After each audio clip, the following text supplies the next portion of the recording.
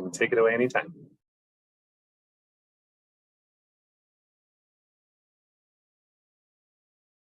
You're still muted, Karina.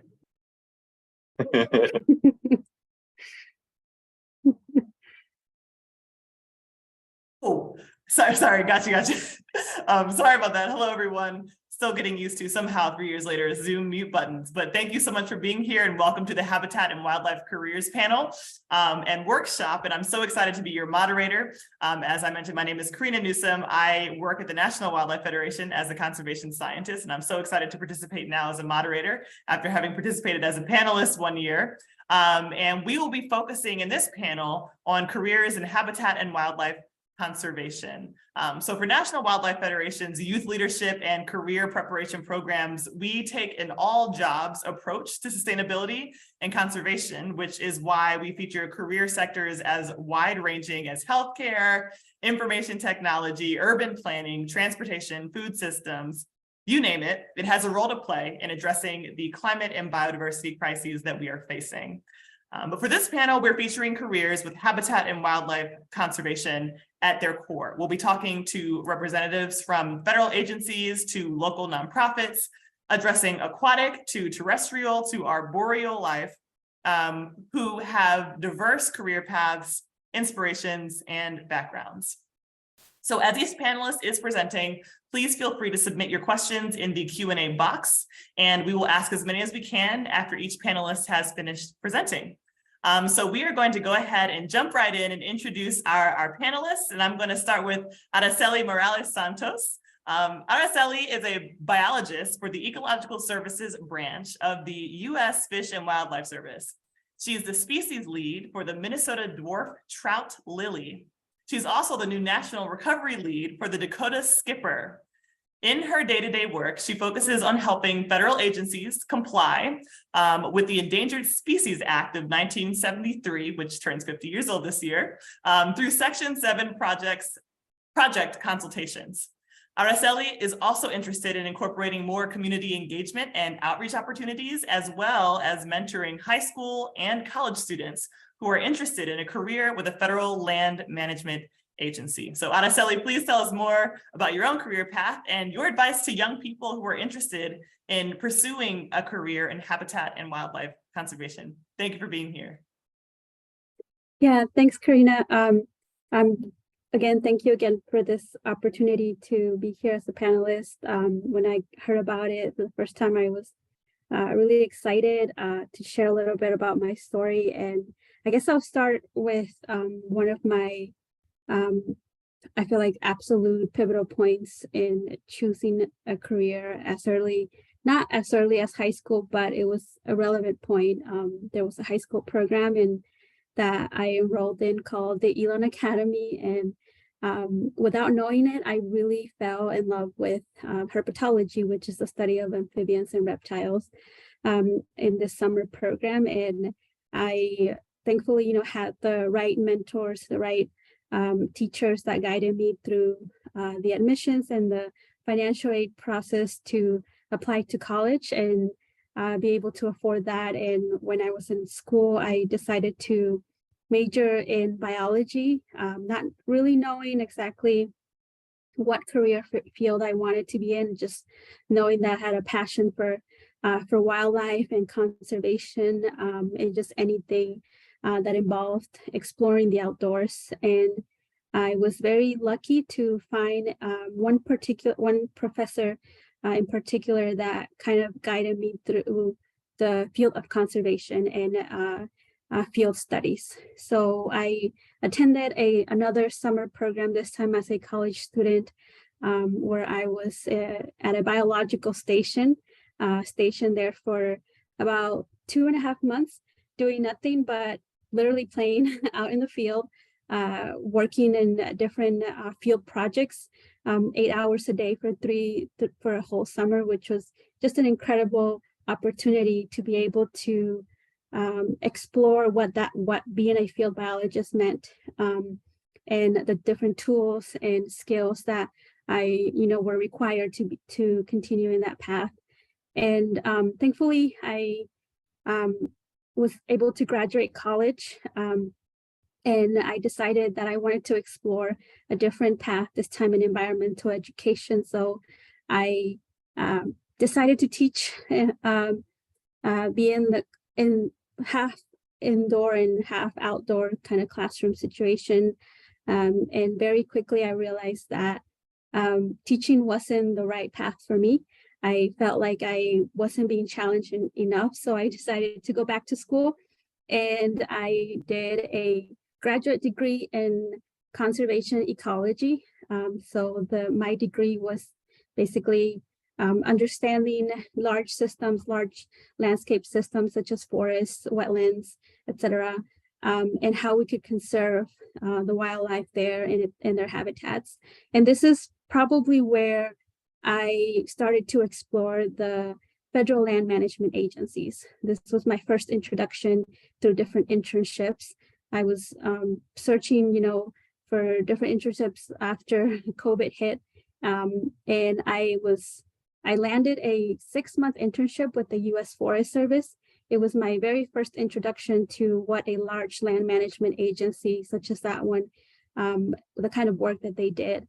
And I started to see how much of an impact the natural resources managers were doing, the wildlife biologists working alongside them to be able to not only manage appropriately the habitat, but also how to incorporate opportunities of engagement with the community, and how to really teach the public that these national forests, these public lands were theirs to be able to explore.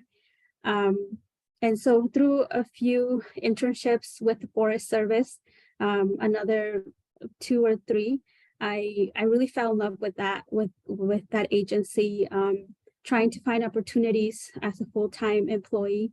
And it just wasn't working out, with different hiring situations that we're going through. It was a little bit difficult. So I switched to the Fish and Wildlife side. I applied for a couple of internships there and got to be in one internship with them. And I think that just, really being able to see the differences between the two agencies helped me to overall just have a passion just in general for the conservation of natural resources. And it helped me realize that it didn't really matter what agency I landed with, as long as I was doing something in the conservation field and the ecology field. And that's how I landed here. I took a chance. I applied for a full-time position through the Fish and Wildlife Service, and I was very lucky to, go through the rounds of interviews, and eventually I got called and they asked me to move to Minnesota. And so here in Minnesota, I like it was said in the bio, I work very closely with a lot of the same agencies that it's kind of funny. I work very closely with the Forest Service that I used to intern with. So and probably that was, done on purpose, because I had that experience to be in the field with the biologists, in the field with the foresters, and the hydrologists. So I had that experience already with this agency and had built that relationship with them. And so now I work very closely with the Forest Service. And basically what that looks like is they submit a project that they're a land management project, either restoration, or maybe they have to remove a bridge or construct something else within Forest Service land. And we look at it closely, how these different impacts the impacts that may occur on the species, and specifically the species that are listed as either threatened or endangered. We look at the effects of that and how we could minimize the effects through conservation measures.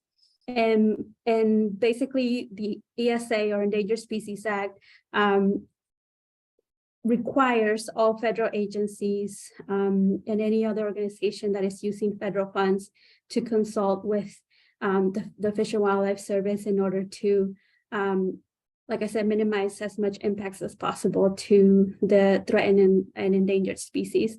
And now I'm moving into a new phase, which is the recovery phase.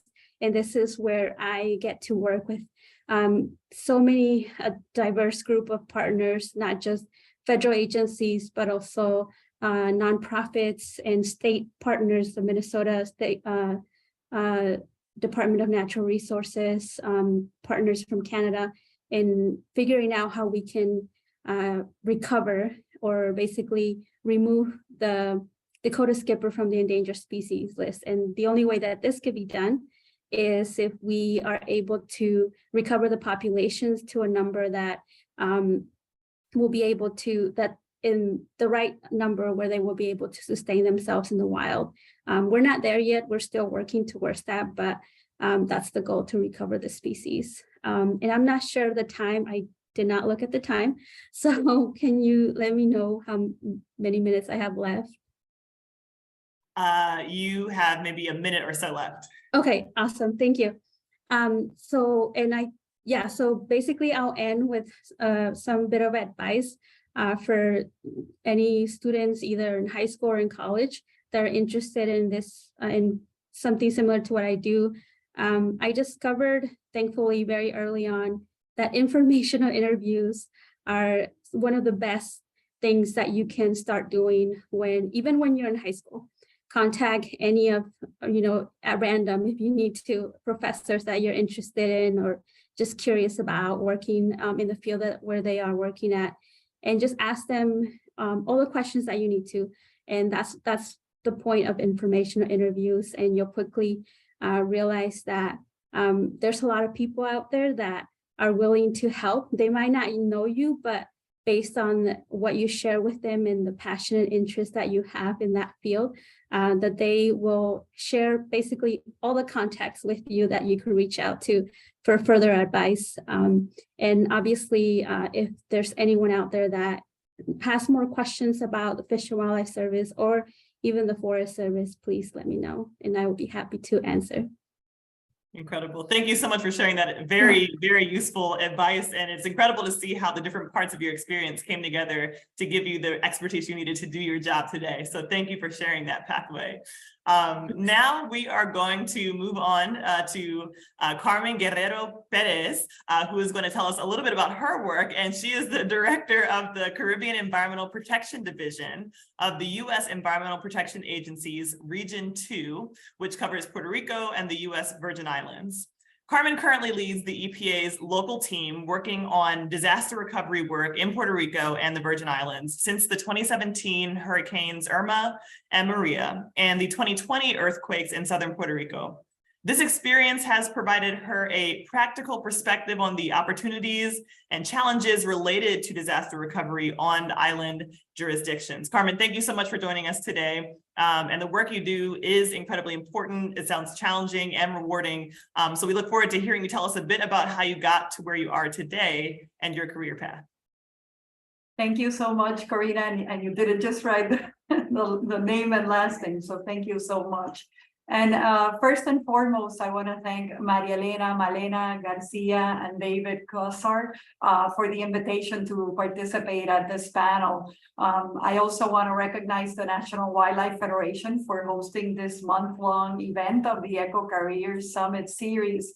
I must say that it was career development opportunities such as this one that were instrumental in my career path, as well as with many other of my friends and colleagues. So thank you for what you do in supporting students all across the United States in their career paths. This is really important.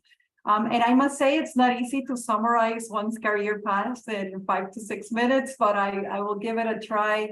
And I would say my career path starts with my love of nature. I don't know how it all started. Maybe it was the poems I wrote to my family regarding nature when I was very little. The opportunity to be at the Girl Scouts at my local school. And also, I would say, a high school teacher who was a chemistry professor and asked us in school to go out and identify environmental problems throughout our communities. And truly with that eye, I started seeing air pollution, waste pollution, contamination all across the areas nearby where I lived. And that changed my perspective. It's similar to bird watching. when you start doing bird watching, you start seeing the magnificent difference and the diversity that's out there. And the same happened thanks to the school teacher in high school that opened this love for me to protect nature. With that interest in high school, I was good in chemistry. I was good in mathematics. So they said, oh, you have to be an engineer. Thank God my mom said, no, I don't think you'll love engineering. So I applied to a number of schools locally in Puerto Rico and the United States. And I was very grateful to be accepted at the University of Michigan in Ann Arbor, which has an excellent school of natural resources and environment. I had never seen snow before, so it was rather impacting coming from the Caribbean to such cold weather. But it was truly an outstanding experience. And while in college in the University of Michigan as a Latina from the island of Puerto Rico, I participated in all types of events, particularly those related to the Minorities in Conservation Association. And, there were all these incredible conferences that I was able to participate and travel at different locations in the United States, which provided an expanded outlook of how conservation is done in the United States and its relation to the reality of our Caribbean islands. In college, I think, I was really lucky to have work study opportunities with environmental NGOs. So for students, I think that's another way of finding opportunities to have career experiences. And in the case of these environmental NGOs in Ann Arbor that I worked with, one of them was the Recycling Center of Ann Arbor. It provided me an opportunity to see how to better do community integration, environmental education, which I had not had those experiences before. Then right after college, my first professional environmental job was thanks to a paid internship. So very similar to what Araceli mentioned. And this paid internship was at EPA's headquarters in Washington at the Office of Public Policy. And that was thanks to the Environmental Careers Network. And there I worked with an environmental program. At that time, it doesn't exist any longer, which is a transportation partners program. So it was trying to work for reducing greenhouse gas emissions from the transportation sector, working with local government in transportation alternatives, mainly public transit. So specifically with that program, I saw the importance of working locally to have change at the local level. So after working in DC, I decided to move back to Puerto Rico. And I started working at the San Juan Bay Estuary Program, which is an EPA-funded program. There's 29 estuary programs in all across the United States, and the San Juan Bay Estuary is the only one in a tropical ecosystem focusing on restoring water quality in one of the most extensive and important coastal lagoon systems in Puerto Rico, right in our capital in San Juan. While working there at the estuary, I started conducting volunteer work with local communities, seeing some of the environmental and social impacts and threats that were affecting communities throughout the islands. With a number of colleagues, we started an NGO to provide advisory services to these communities. And through volunteer work, we achieved many conservation goals, including the conservation of 3,000 acres of what is known as the Northeastern Ecological Corridor, one of the most important leatherback sea turtle nesting sites in Puerto Rico and the Eastern Caribbean, which were threatened by residential developments, tourism developments, 3 golf courses. And by the way, the National Wildlife Federation play a key ally and partner of this conservation effort and campaign. I must say that through this work of volunteering and environmental activism, it led me to the opportunity to serve as secretary of the Puerto Rico Department of Natural and Environmental Resources from 2013 to, time is almost over, to 2016. So while at the Puerto Rico Department of Natural and Environmental Resources, I had worked with an extraordinary team where we were able to expand the National Protected Areas network in the area from 8% to 16% in Puerto Rico. We signed a law that designated the Northeast Ecological Corridor as a nature reserve officially. We reached 25 community co-management agreements in natural protected areas with a focus on community integration, empowerment, and economic development. With the Puerto Rico Department of Education, we created what's called green hours of environmental education requirements. We had a lot of focus on endangered species, such as the Puerto Rican parrot. We had to deal with a number of extreme climate events, such as an extreme drought, extreme rain events, and sargassum accumulation. So, a big focus on water resources planning.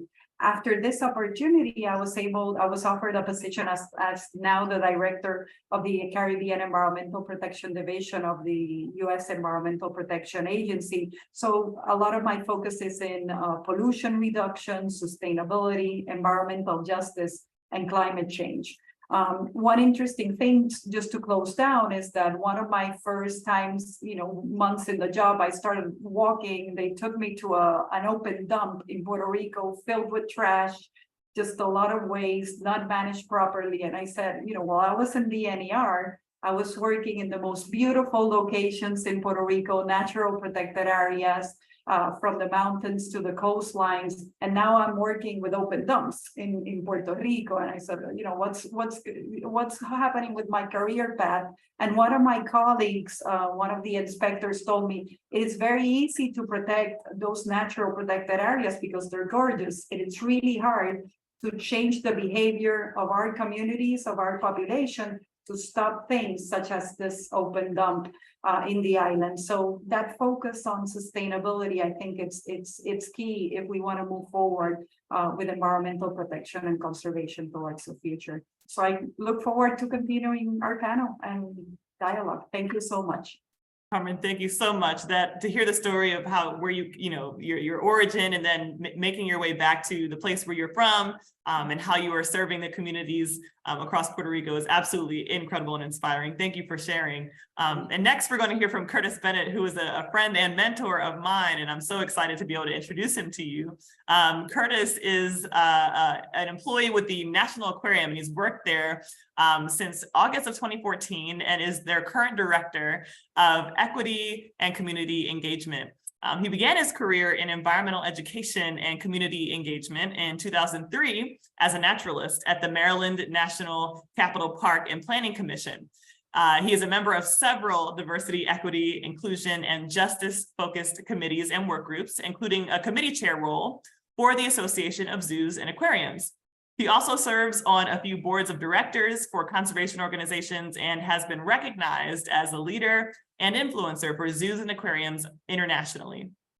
Curtis has a Bachelor of Science in Environmental Science and Policy with a concentration in Wildlife Ecology and Management from the University of Maryland, College Park, and a Master's of Science in Wildlife Conservation from the University of Delaware. Curtis, thank you so much for joining us today, and I'll pass the mic to you. All right. Thank you so much, Karina. And just thank you to the National Wildlife Federation for convening such an incredible event and conversation. And just, it's such a pleasure and an honor to be here with everyone to share stories, to hear people's journeys. And that's honestly where I want to start is just for everyone that's tuning in, just acknowledging that each and every one of you has a story to share. And keep that voice loud, keep sharing that story. Because you never know, the impact that story is going to have. And, and I think that's so important because we always think about, we have to get to a certain point or place in our path, right, to be sharing those experiences, but you continue to share them as you move forward. And I think that's so critical. So my story really begins as a kid and this love of being outside for as long as I can remember. Now, of course, I can close my eyes, and I grew up in a suburb just outside of Washington, D.C. And this idea of nearby nature, there was a lake that backed up to the townhome that my family grew up in. And if I close my eyes, I can still see the turtles basking on the logs. I can hear the frogs and the toads, the ducks, the geese. And it wasn't even just the wildlife. It was the connection to family. So, maybe it was my family and I on a walk. Or maybe we were out grilling and the barbecue was going on. So this idea that, here were these joys that I was experiencing, but I didn't really know what that meant in terms of a career, right? And in fact, when I thought about, what someone does when they want to work with animals, the first thing that came to mind was, well, let's maybe think about becoming a veterinarian, and that was what I knew. And so I started down that career path. I went to University of Maryland, started out as a major of pre-vet medicine. And about a year and a half in, I realized I was like, oh no, this isn't for me.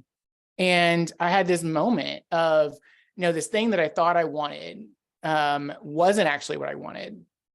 And that was tough, right? Because in my mind, I had kind of equated that to like, oh my gosh, I failed in some way. But in reality, what this was really about was me, taking those different opportunities to find out what I really, really enjoyed. And it was around that same time that through other opportunities for jobs or paid internships, was able to learn more about environmental education. So I have opportunity to do programs with youth. And in all honesty, when I first started doing that work, the thought of working with youth like terrified me. Absolutely. It was so different than my more like technical scientific background. But something really important happened. It just clicked. I tried it and it worked. And, tied to that is what's been important in my career has been really trying to understand what are my gifts? What are my strengths? And as you move through life, you constantly, through the experiences you have, you learn more about what you're really good at, what you really like. And then how do you use those gifts and how do you use those strengths to achieve your goals? And so you keep just compiling these skills. And so, I felt really great about the environmental education piece. I think about the things I'm doing right now, like public speaking. I used to be terrified, absolutely terrified. You couldn't catch me on a stage, on a panel, talking to anyone.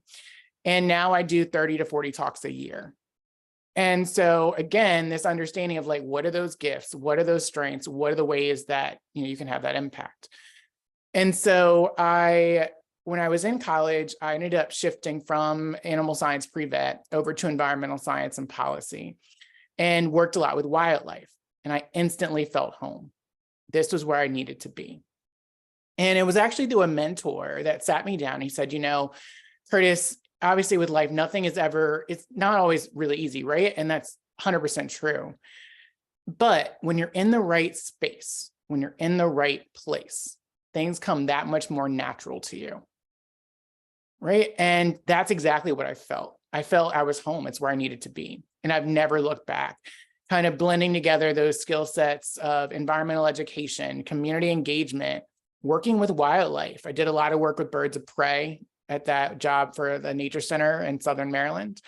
And then also in grad school, did a lot of work with river otters in New Jersey. So I ended up doing a lot of occupancy studies to figure out where otters were living in New Jersey and why were they living there, and connecting people and landowners to the species that they were living in close proximity to. Many residents in in New Jersey, where I was doing this study, had lived in these sites for 10, 20, 30 years and never knew they had river otters, like literally feet away from their property, which was really awesome. So you're connecting people to these incredible species. And now in my role at National Aquarium, I get a chance to blend so many of my own interests, so many of my own skills and gifts to really think about conservation in a really well-rounded, holistic way. So thinking about the impacts of the integration of environmental education, habitat management, wildlife ecology. It's also about the policy work, the diversity, equity, inclusion, access, and justice work as well. So I get to pull at a lot of my own personal gifts and strengths and skills to really continue to make that impact that I really want to have in the work that I do at National Aquarium and beyond. So I want to close just by saying, again, can't reiterate enough, continue to tell your story. And again, center on those gifts and strengths that you have. And also too, there's never just one right path. There's so many different paths you can take, and you're hearing that from all of us today. We all get to those paths in different ways. I know it's hard sometimes to not compare, but try really, really hard because we're all on a different pace in this path too, to get to where we want to go and to have the impact we all want to have. So thank you so much, and looking forward to the rest of the conversation. Curtis, thank you. As you can probably see why Curtis is a mentor of mine and so many others, even as an adult in this career field. So Curtis, thank you for sharing your wisdom and your story. And finally, we are going to hear from Risharda Harley. Thank you so much for joining us, Risharda. Raised in the suburbs of Prince George's County, Maryland, Risharda believes that your food should be your medicine and your medicine should be your food. That's wisdom right there. And that the health of a person is bound to the health of the land and waters where they live. She graduated from the University of Maryland College Park with a Bachelor of Science in Natural Resources Management, and now works as the stewardship manager at the EcoCareers Foundation in Piscataway Park, where she enjoys helping others understand the natural world and their connection to it. When asked about her previous jobs, Risharda's coworkers are always surprised at her non-linear career path and seemingly unrelated skill set. So we are excited to hear about what these skill sets and non-linear paths look like for you, Risharda, and hear about the advice you have for young folks interested in conservation. Thank you so much, Karina, and hello and good evening, everybody. I am excited to be here and excited to talk to you all. So to jump right in, as a kid, I always liked outside. I was homeschooled, so I had the opportunity to do 2 days worth of work in one day so that I could have the next day and the day after just so I can go outside. That's how much I liked being outdoors. And whenever anybody asked me, what are you going to do when you grow up? Well, I liked animals, and I figured, well, I'll be a veterinarian. So that's kind of what I thought I was going to do all the way up through high school.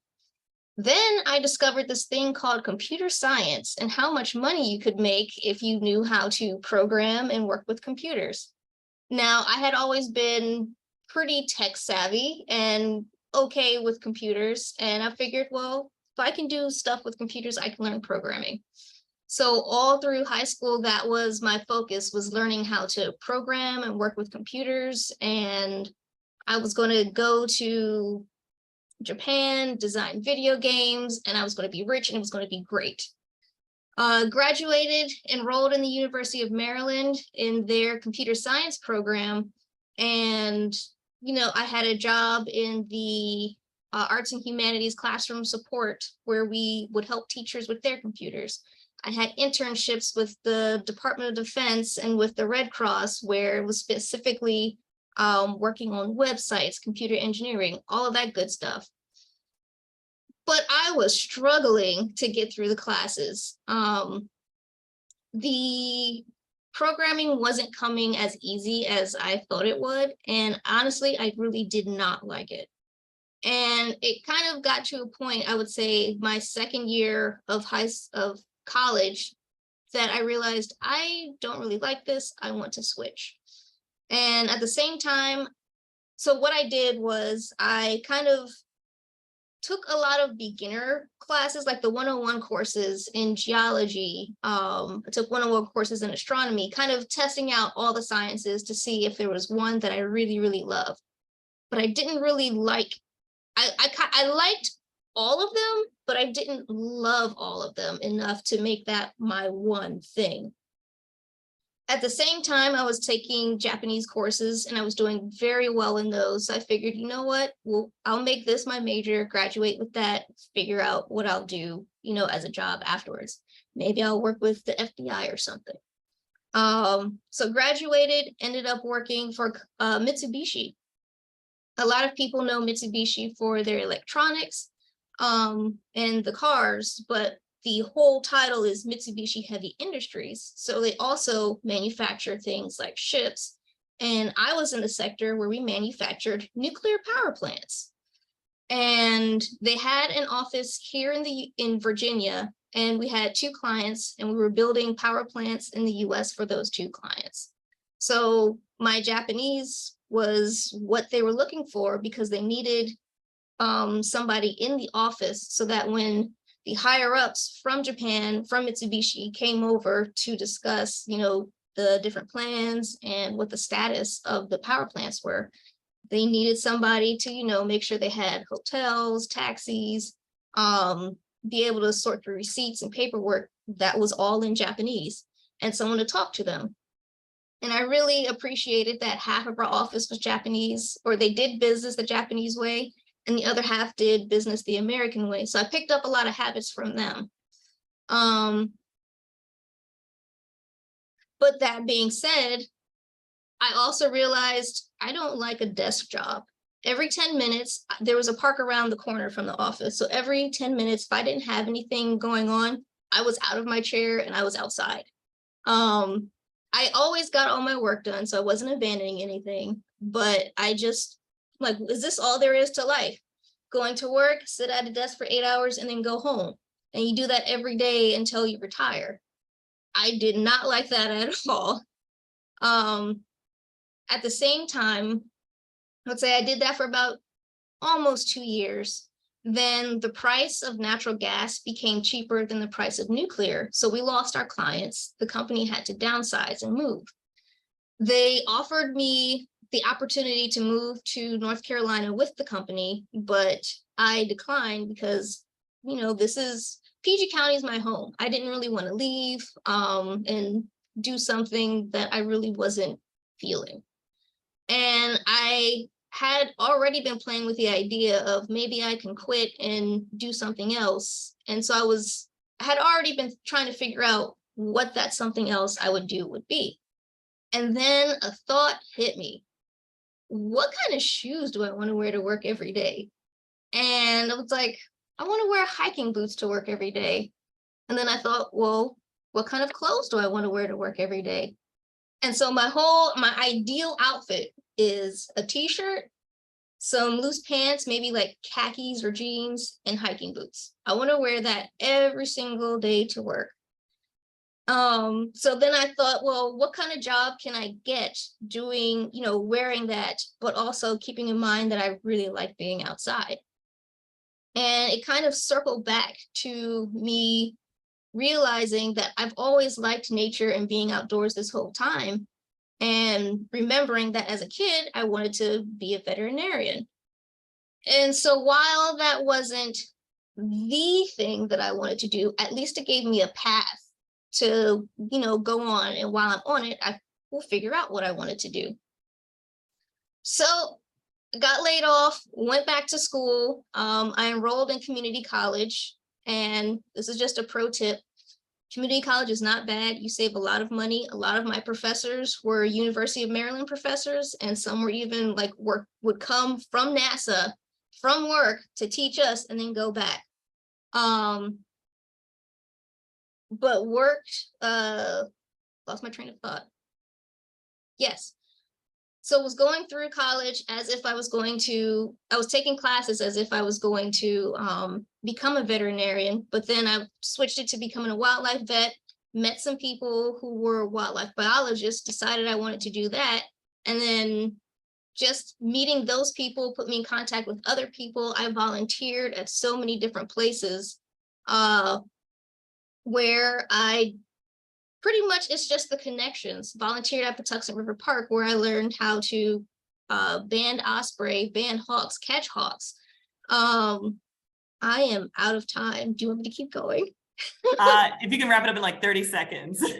Okay, well, I say all of this to say, just like the environment around us, the naturalist world is very connected. Think about what you want to wear to work every day, and always, when you have those moments of clarity, always think back to what is the thing that you've always liked, okay? Thank you so much. That is an incredible story. You weren't kidding when you said you have so many unique skill sets. And I hope that today's panel kind of showed you how many different ways you can come into this field and how many different kinds of skills you can bring to it. And so with the time remaining that we have, we're going to move into our Q&A section. And so the first question we are going to ask the speakers, again, thank you so much for sharing your stories. Eugenie Lewis asked, are there current policies to expand protected areas, oceans, and coastlines, such as 30 by 30, to advocate for? And I will open that to whoever would like to answer.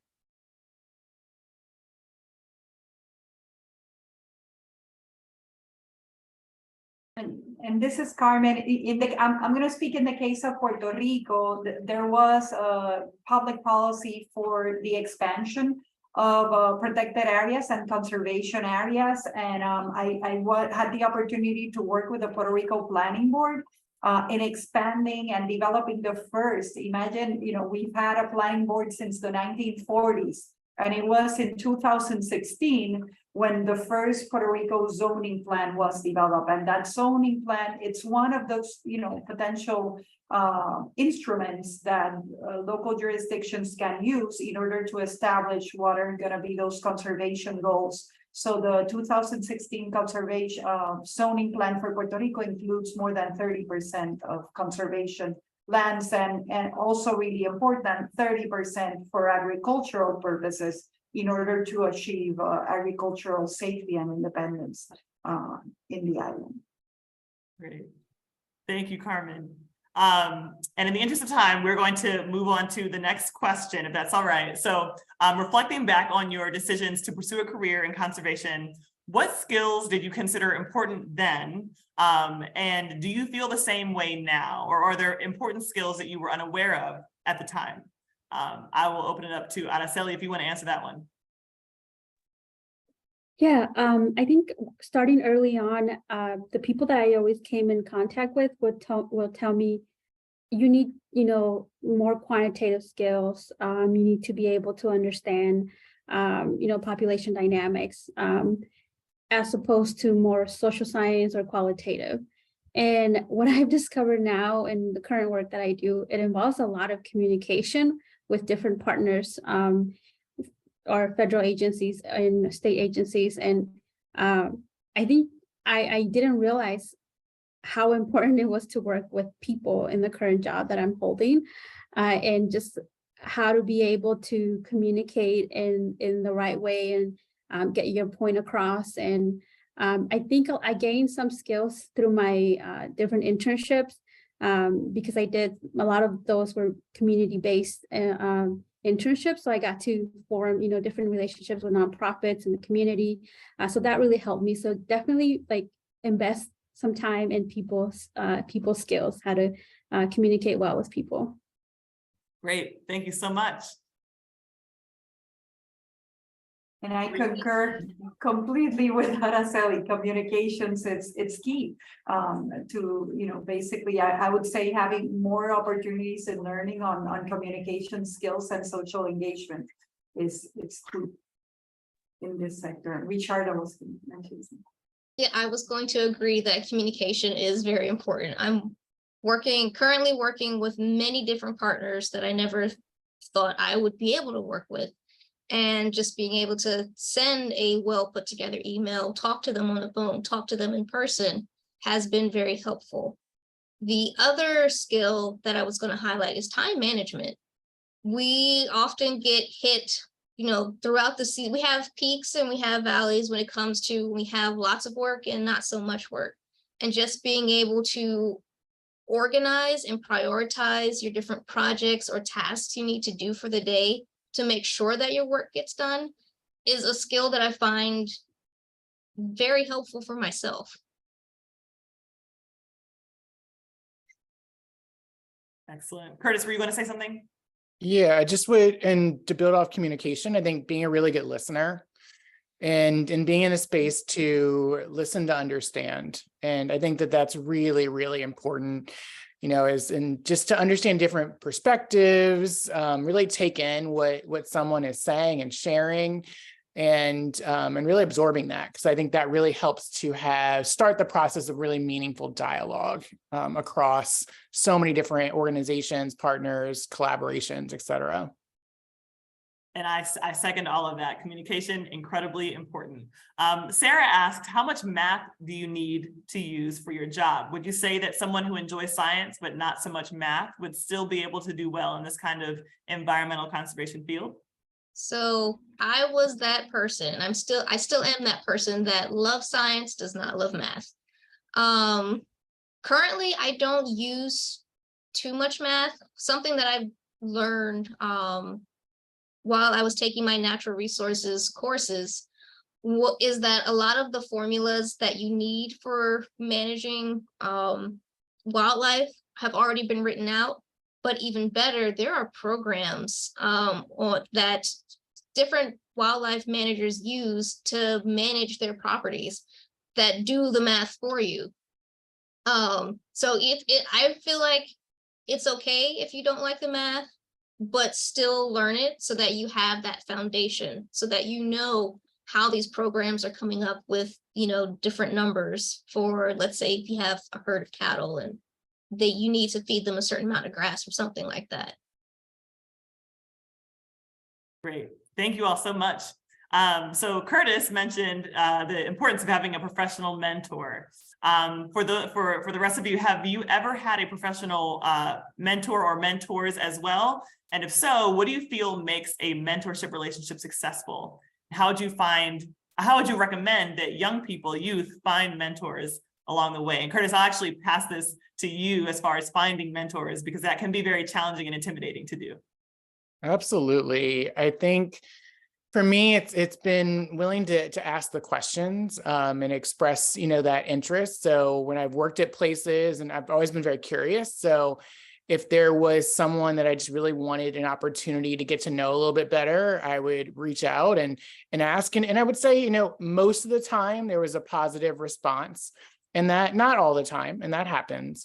But generally my experience has been that, people want to help people and support people and give back in that way. So I think that's been important. And in my job currently, I actually try to challenge myself to try to meet one new person in the industry every month, at least, and, go out for coffee or just lunch, and just to get to know someone and, understand same questions that we're talking about today. What's your career path? What did you do? How did you get there?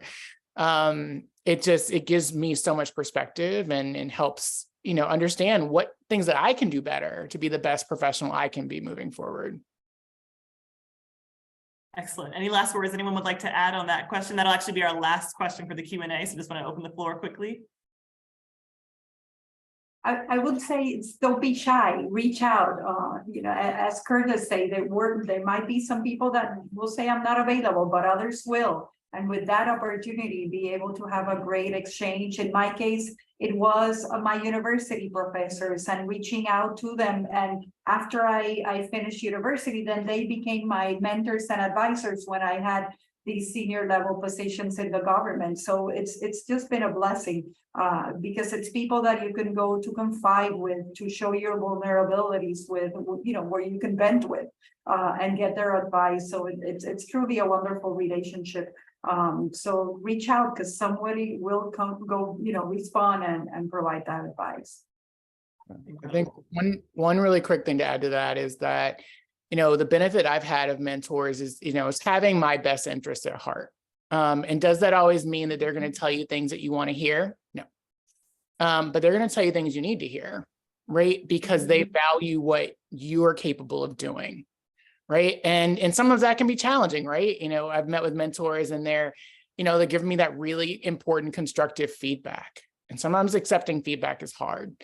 But it's for your best interests at heart and for your growth and learning. And I couldn't be more valuable, right? I always say, treat feedback as a gift. And, especially for those people that have your best interests at heart, like mentors do. Incredible. Well, thank you so much to our incredible panelists, Curtis, Carmen, Araceli, and Risharda. Thank you for being here. I'm going to pass it now to David Corsar, my coworker and the person leading this event. Thank you so much for having us. Thank you, Karina, and thank you all for participating today, for giving us your time, your knowledge, and your advice. I hope to stay in touch with all of you. We're going to go ahead and transition from the panel to the workshop for today. So I'm going to move everyone back into the backstage and bring our workshop lead out of backstage. So thank you all again.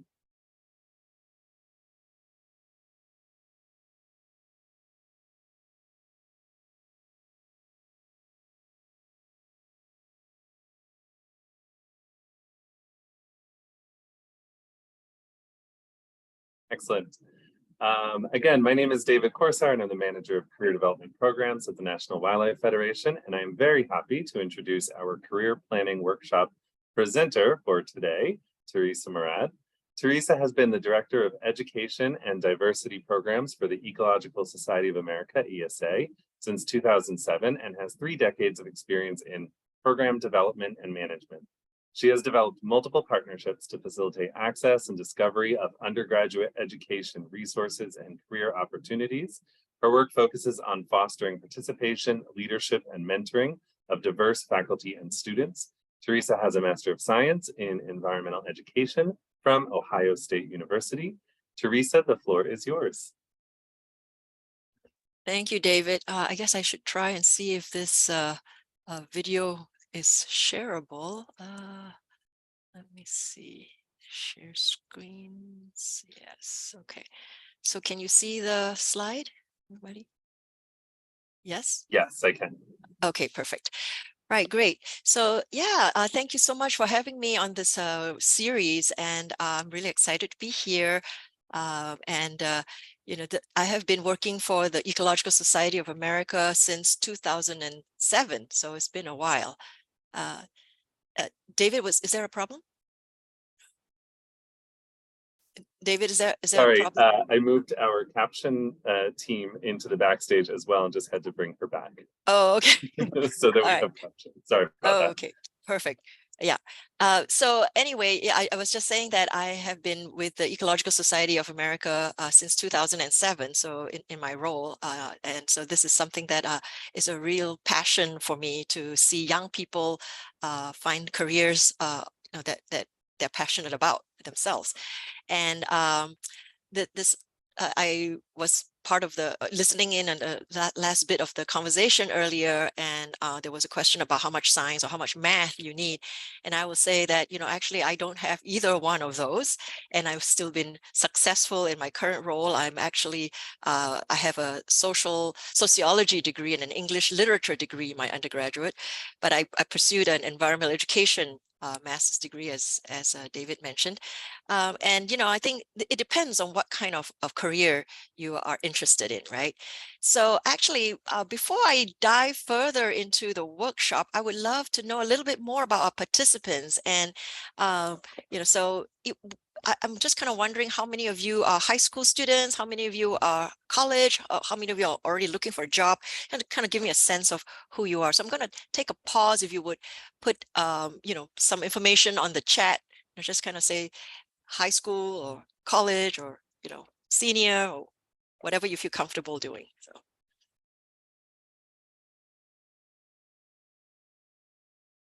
Okay, Jordan, returning to college. Excellent. Very good. Okay. Okay. Rebecca's also in college. Excellent. All right. Great. Okay, so we have a bunch of college students here. Very good. Oh, graduate student also. Oh, okay, switching careers. Nice, nice. Wow. So we have some of you who have already been in the workforce for quite some time, and you know, finding a second career. Excellent, excellent. Okay, good. So let's see how we can help. Right. So let me go to my next slide. So I guess what kind of habitat and wildlife career are you interested in? So that's my next question to you. I remember I said this is, you know, David told me that this is going to be a workshop. So I wanted this to be a little more interactive than just me talking. So let's have, again, you know, if people can take a moment to type your response into the chat, that would be great. No, just generally, what is your emphasis or interest?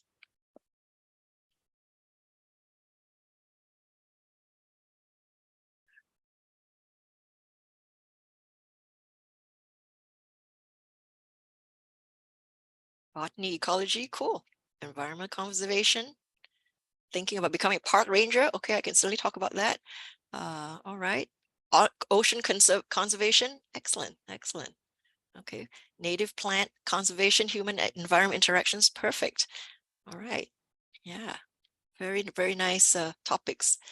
Okay, so right, so I think probably in the next few slides, most of you will be able to relate to some of the pictures that I'm putting there, you know, so maybe you would like to be in the forest, you know, in some kind of surrounded by plants, right? And then, you know, we had somebody who is interested in oceans. So there you are, you're captured here as well. Yes, wildlife research for sure, right?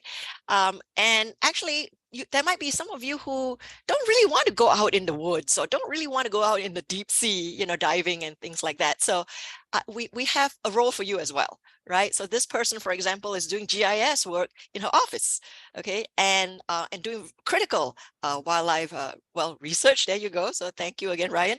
And management, looking at management solutions, right? All in the comfort of her office. So there are all kinds of possibilities, right? So I think even the panelists, the last bit that I caught, they said just kind of be open, right, to everything. So that's something I absolutely encourage also.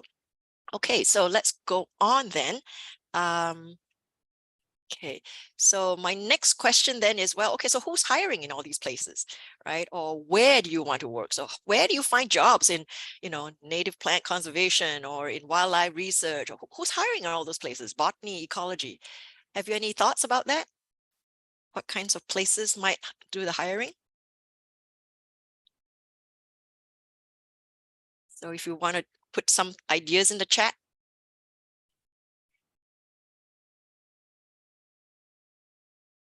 NGOs, that's right.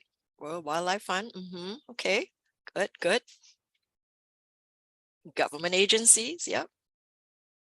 I have no clue. Okay, that's an honest answer. Yeah, definitely NGOs, government. There you go. Okay, so David, you have somebody pitching to be a co-worker with you. So yes, absolutely. National Wildlife Federation is another one of the NGOs, I guess, the nonprofits. All right. Any other thoughts? Okay, well, so you're all right. Schools, thank you. So here's where I have some ideas for you. Academia, right? I mean, it's very interesting that actually none of you said, I want to be a professor immediately, because probably maybe, I don't know, 10 years ago, perhaps, that would be the first thing that people think about, right? I want to be a professor. I want to do what my college, professor is doing, pursue a PhD and teach or do research, in a university. And for a very long time, that's considered the gold standard, right? But ESA and many other organizations are working to change that perception, because it's so important to be out in the world, not just in academia. Not that there's anything wrong with academia. In fact, I should actually say something about ESA, because the Ecological Society of America has about 8,000 members, and I think fully 70% of our membership are in academia, right? They're all academic scientists. So that's definitely something that is a very important sector. But it's not the only sector, right? So, and you all mentioned the other ones. So let's see. Government, right? You mentioned that. Nonprofit NGO, there you are. You all know this, right? Nobody mentioned business and industry. Now that's interesting. Okay, so we actually have quite a robust sector, especially the environmental consulting groups that are very much involved with wildlife management, with mitigation plans, and things of that sort, right? Working with companies in their plans for whatever is needed, right? In terms of wildlife management or mitigation efforts, things like that. So don't forget the business industry sector as well. Okay. And as far as also then where, well, so there are 3 levels to consider, right? So people mentioned the government, and there are in fact at least 3 levels: national, state, and city, right? And there's even community, and I think somebody mentioned let's see, what was it? The native plant conservation. Yeah. So I'm not sure if you're coming from a tribe or, so there's definitely that the tribal level as well, right? The more of the community level, and then there's the hyper community level. So within a city, you might find, right, a neighborhood, right? And there are jobs that relate to any one of these levels. So I would say that there are also nonprofits at all 3 levels, right? And business and industry also. Actually, I probably should have included the 4th level, which is international. So that's actually becoming a big thing, and particularly for business, right? It is becoming a bigger world out there, and that's something that I have not personally dived too much into, but it's becoming more of a thing that people are asking more questions about.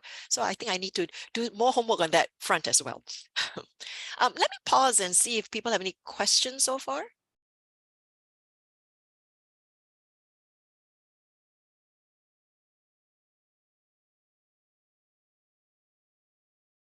David, are people able to speak if they wanted to, or no, not at all?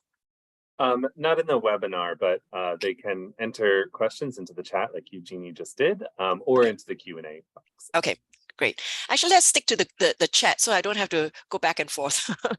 And we'll consider this our interactive space, okay? So that way everybody's on the same page, so to speak. Okay, is there much growth in these areas? I think that's a great question, and I would like to hold off on that for till the end, okay? So we'll come back to it, I promise. Okay, and any other questions so far? Okay, so let me move on to my next part. Okay, we already talked about this, or the panel just talked about this, so I think I'm not going to belabor this part, but just to kind of reinforce what they all said earlier. And I wanted to show you this picture, I guess, this image. This is taken from a group called Applied Educational Systems. And you can see that little logo at the bottom there, and the web link I included in the slide today. And so they kind of categorize skills in 3 areas, which I found interesting: learning skills, literacy skills, and life skills. So I think a lot of the things that you heard from the panel earlier fell into one of these categories. And I know heard a little bit, but communication seemed to come up a lot, right? And I think you probably heard it in your from your professors and others about critical thinking and creativity, collaboration. So those are all things that employers want to see, right? And then of course, being media savvy, working with technology, information, all that, right? And towards the end of the panel, people started talking about social skills and about time management, so productivity, all those things, right? And I can tell you, as an employer myself, when I look at resumes, really the first thing I look at is not academic so much, but is really your extracurricular activities and your experiences outside the classroom, because that's where I want to see what all of the skills you have, right? That and where you're getting those skills from. That's giving me an idea based on the kind of extracurricular activities or volunteer work or just work experience that you have. And then I will look at your your transcripts and things like that. But other than that, a lot of times I guess it depends. Again, it depends on what kind of work you're doing. If you're looking into a very technical area, in research, then yeah, probably those those science research methods would be important. Math will probably be very important, right? But if you are for example, myself, as an association professional, what people are looking for are whether you are able to produce events like this, right? And whether you can bring people together, whether you can write proposals. So those are things for grants, right? So those are the kinds of skills that somebody like me needs to have. So and all of those skills, whether it's the more technical or the more social, they all have a place, right, in this career path. Okay. So yeah, okay. So I promise that I will come back to whether these are growing areas. So I'm showing you this because, well, we have a brochure, and unfortunately my website is down. We are having a huge server problem, but I have this brochure up there. But so and that summarizes a lot of the things that I just talked about, and which actually many of you already know. So but putting it together sometimes is helpful, right? And yeah, so among the top 5 green jobs: sustainability manager, ecologist, environmental health and safety specialist. So yes, people are saying that this is a good time to enter. I was just having a conversation actually with a social scientist, and she was telling me, well, and she actually looks into how people perceive science, particularly around vaccines. And she was actually looking for funding opportunities. And she was telling me that actually more and more people are turning away from sort of the vaccine research and more into the climate research. So as you can see that second bullet point there, addressing climate change impacts, that's huge, right? I mentioned the business industry sector. That's what they're all looking at now, right? Because they have to start looking at what are the impacts of big corporations' carbon footprints and how they can address those impacts. So and I would also say that because all these impacts have social impacts as well, right? Social consequences. There's a lot of interest now in working with social scientists, right? Which is why kind of bring me back to why I was talking with a social scientist in the first place, because we realize that scientists, natural scientists, don't know all the answers about how to work with people and how people think, all right, or what motivates people. And so if we only present data, present charts, present information, people tend to switch off, right? So yeah, so we are actually in the space where more collaboration between disciplines is important.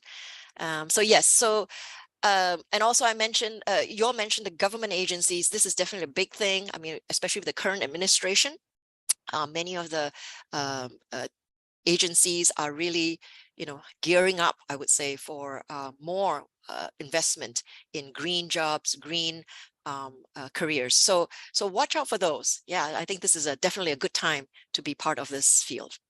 Then yeah, so I mentioned that this is a sort of a summary of what I was talking about. So if you don't know where to start, I would say, here's, basically going through the things that I mentioned, picking a sector and a level that you would like to explore, picking a field, right? So, and it could be any one of those that you all mentioned.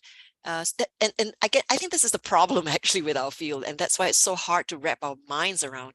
There's just so many things that you could possibly do, and sometimes it's just difficult to know what grabs you, right? So, but yeah, so those are some examples, and I would actually strongly encourage everyone to go look at job descriptions. Right, look at what people are looking for, what employers are looking for.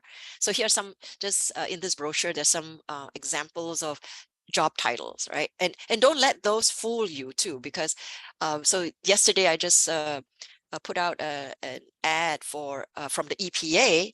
So you would think EPA, well, what have they got to do with biology and wildlife, right?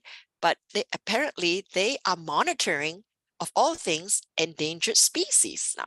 Okay, again, because it's part of that whole impacts and consequences and all that good stuff. So they're really hiring now ecologists, biologists, and so forth. And yeah, and they're saying, well, don't let the title, because the title of the job was biologist, but they're also hiring, those who are in botany or agriculture or chemistry, right? So don't let those things fool you. Just be sure to always read through what else they might be looking for, because don't just say, oh, they're looking for biologists, I'm going to skip that, right? Because I'm not a biology major, let's say, but yeah, so there are many things like that going on that sometimes you tend to skip over. But my advice is don't skip. Make sure you look at what they're asking for. Okay. And sometimes we will have, people asking, well, do you need a master's? Do you need a PhD? How about just a bachelor's degree? Right. So I would say that I think other than pure research jobs, most places really, you can, there are a lot of opportunities for bachelor's and master's level, right? So you don't actually have to have a PhD. But for some of the more research oriented jobs, then typically they would like to see masters and PhD. Okay, especially if it's more quantitative, right? So I guess that makes sense, because then the training in and the education in those skills would be included.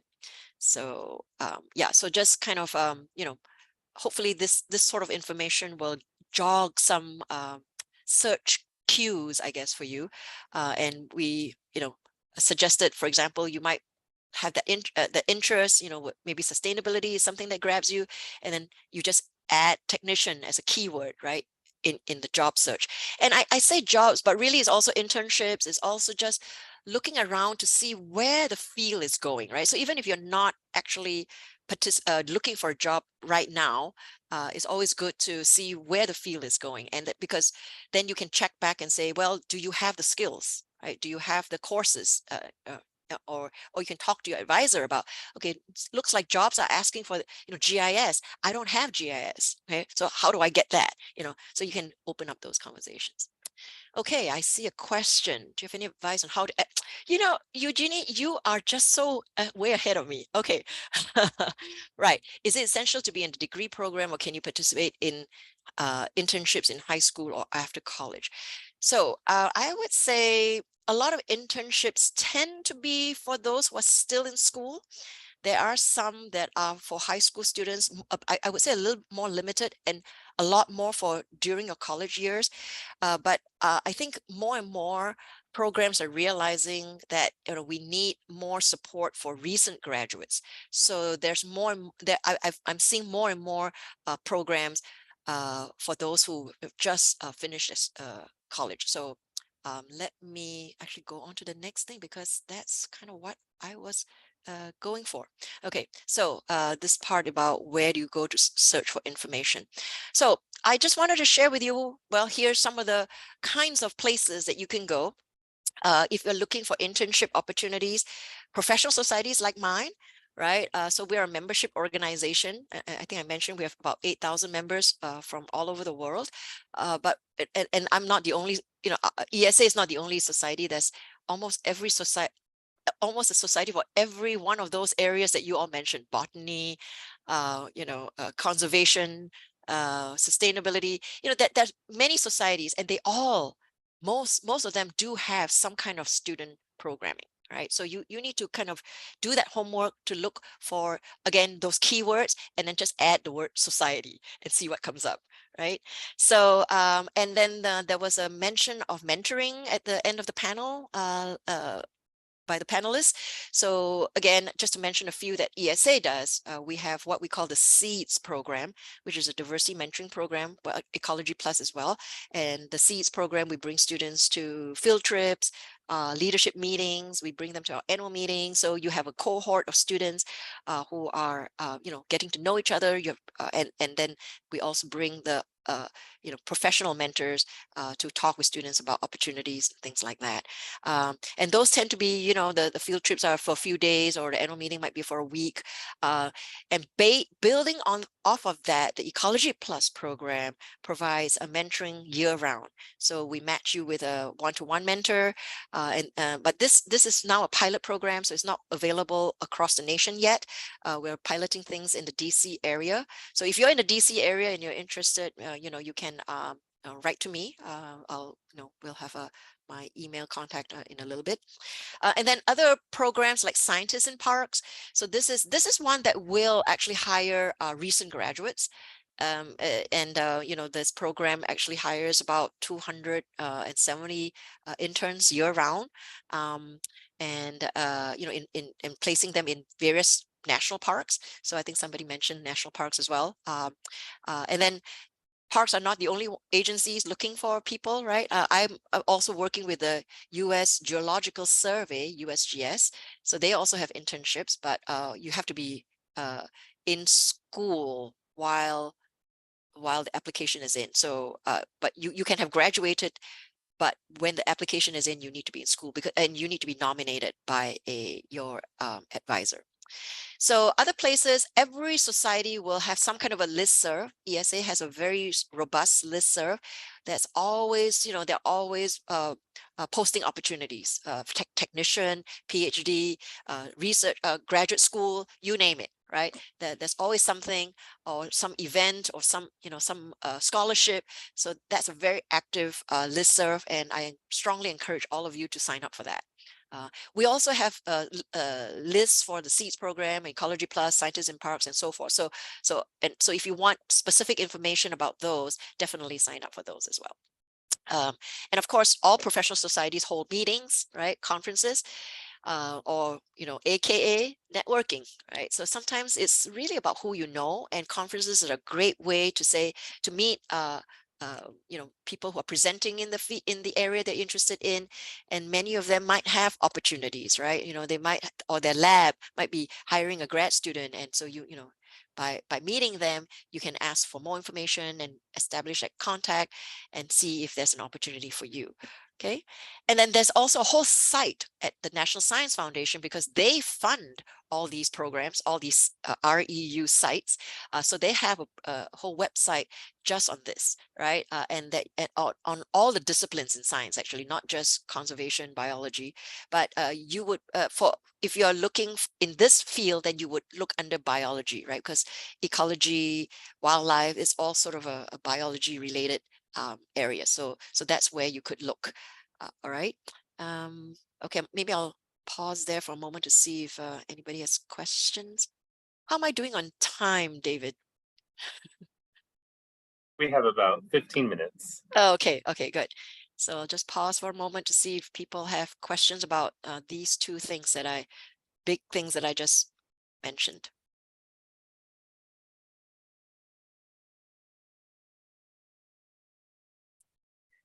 Okay, all right. So let's move on then. So other internship programs, and so here if you're high school students, if there are high school students out there, or if you know of high school students, some of these, I think especially the Student Conservation Association has high school experiences. And again, these tend to be very, they recruit nationally, and they are actually very affiliated, pretty much affiliated with federal agencies, right? So they have a particular niche, I guess. But there are probably other internships as well at the local, regional level, state level. So sometimes you need to dig a little bit to find those. Of course, for me, I'm sitting at the national level as a national organization. I don't have privy to a lot of those, at the very local levels. But like I said, if you try to do the keyword searches, whatever area you're interested in, plus the a kind of a title, plus a the word internship, you probably find something. So and don't be afraid to ask your career advising office as well. Okay, I have a question. Let's see. Oh, okay. So you are David is also promoting his opportunities. There you go. See, so you're at the right place. Thank you, David, for sharing. Right, excellent. Okay, so yeah. Okay, so I think that's So here's the website. And my name is Teresa. And let me actually kind of go back to the very oops. Oh, sorry about that. Looks like it closed on me. So let me pull that back up and share. Right, this one. Okay, so there's my email contact there. And you can definitely feel free to contact me if you have any questions or suggestions, actually. So yeah, so I'll just keep the rest of the time open for comments, questions. Yeah. Grace, I have one question that we were preparing to ask the panel that I'll go ahead and pose to you. And that is both the climate crisis, the biodiversity crisis, they're of course intertwined and also need to be addressed in discrete ways as well. How do you manage to stay optimistic and purposeful when faced with such immense challenges? And what advice do you have to young people who are feeling overwhelmed by these crises, as well as trying to plan out a career and find their next spot? Yeah. Well, I'm also Chinese by descent, and not from China per se, but I'm actually Singaporean, but that's my legacy. And for us, we always think where there's crisis, there's also opportunity. So and I think, I hope that I've also conveyed that to all of you, that I think we are at a phase where we're really realizing certain things have to come together, right? We can't just, be pigeonholed anymore. And we can't just think about, just our science or just education or just, policy. We have to think about people. We have to think about communities. We have to think about, bringing ideas together. And so this is really, really exciting time for a different kind of discovery, I would say. I would agree that we have tended to be more siloed. And so I think even there too, right, there's more of a realization that we begin to have what we call a more collective approach to things, and one of these collective approaches is called actually collective impact, right? And so that's part of what keeps me going. I'm involved with quite a number of partnerships, alliances. In fact, David, I was saying that, hey, we need to talk about that because NWF is such a big player. The more that we can bring people together, and not only at these national levels, but at the community levels, right? At all different levels, regional, and very local levels, because it's really impacting people's lives. So climate change is no longer just the science, right? It's really people's lives. And so we're beginning to see, I think, a lot of connections that we haven't before. And so that gives me a lot of hope. Yeah. So, looks like there's a question. Okay, let's see. I think I'm going to stop sharing. Okay, so do you have any advice on breaking into the professional side of this field when networking seems intimidating? Oh, yeah, so definitely I would say look for some of those student programs that I mentioned, for example. There are, and just being here, for example, is a part of networking, right? So now at least two people, or maybe I don't know how many panelists you had. I think it seems like there were 4 or 5. So now you know at least 7 people whom you can actually approach because you participated in this, right? So we all gave you, I think, our contact information. So that's definitely all about networking. And also, I think it's funny that you asked that. I actually took a group of students with me to a reception, and asked them, well, have you ever done any sort of cold networking? Like you don't know anybody in the room and how do you start, and they all like, and these are students, some of them have graduated from college. One was, close to graduation, at that level. And they said they had not done this before, right? So I said, okay, let's do this, all right? Just watch me and we'll just, make it simple. And what we'll just do is ask a question, how do you, what brought you to this event? Right. And then just let people talk, and you'll be surprised, when they start talking about things, you can start making connections. Oh, okay. So you're interested in this. Yeah. This is also my interest, or I'm interested in, this other thing. And do you feel that there's a connection? So that there are all kinds of techniques that you can use. Right. But I think also in terms of the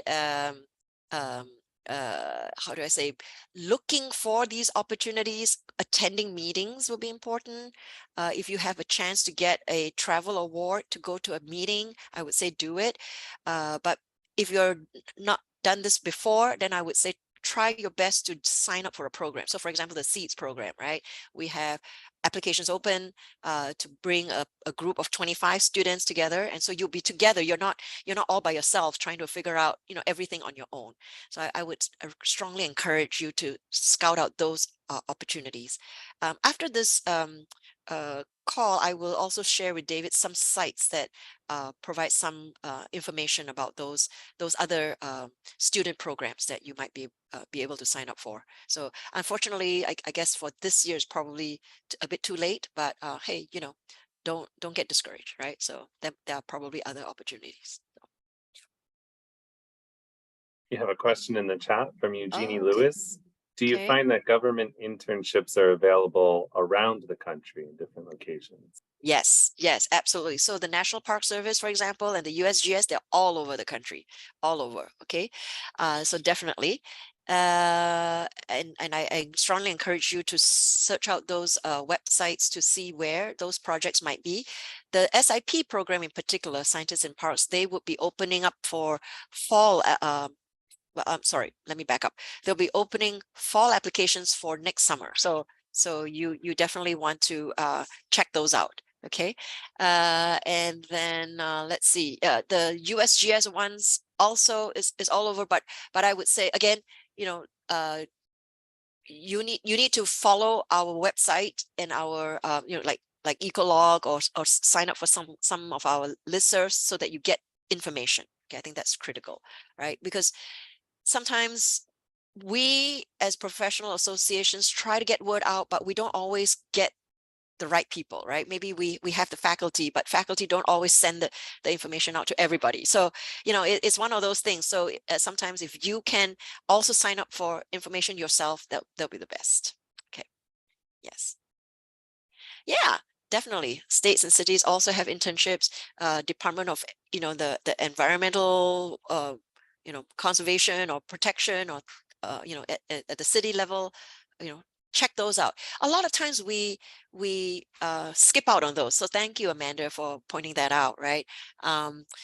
Even for job searches. In fact, I think actually a lot of the hiring, if you think about it, where all the climate change impacts are, okay, it's at the very local levels, right? So that's going to be where a lot of the jobs are going to be as well. So I would strongly encourage you to get to know people in your own city, in your own state, and you know, go from there, right? Don't be shy about, I mean, there's always events, right? There's always some kind of cleanup or some kind of, you know, meeting. So you know, for stakeholders, right, for residents and things like that, just go join in and listen to what they're talking about. Yeah. Okay.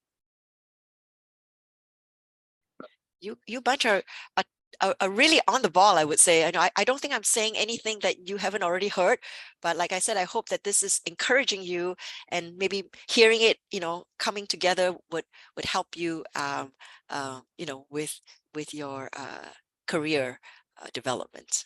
Yeah, and definitely attending these kinds of career fairs, career events. Okay. Yeah, I think even places like Indeed.com has internships posted, so definitely encourage you all to check those out. There's another site, the Texas A&M University Job Board. They also have quite a number of good resources there, so check that out as well. Yeah. Okay. Any other questions, comments?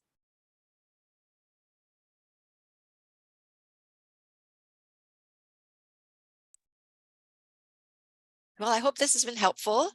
Was there something else? Oh, there's something more. Oh, okay. Oh, you're very welcome, Amanda. So yeah. Yes. Well, thank you for this opportunity. And, you know, again, please feel free to contact me if, you know, you all have any further questions. Thank you so much for participating, Teresa. So much great information. Thank you all for interacting and participating in the chat and the Q&A. Really made it a great workshop and a great end of EcoCareers 2023. We will be in contact, obviously, with all of the registrants. We'll be following up with all of the recordings. As Teresa mentioned, folks have been providing slides and links, and we'll compile all of that together and bring that all to you as well. And of course, lots of links have been shared already in the chat. I'm going to go ahead and share one more, and that is our NWF Eco Leaders community. And so if you are not already a member of that, check it out. One of the ways to get experience in a new sector is to try a project, to work on a project in your campus, in your community, build a team, and you develop a lot of those soft skills, those 21st century soft skills that Teresa outlined earlier, and that employers are looking for. So check that out, join our LinkedIn group, and reach out to Teresa, to myself. And thank you all again for making a great 2023 EcoCareers. Thank you. Thank you, everybody. Bye.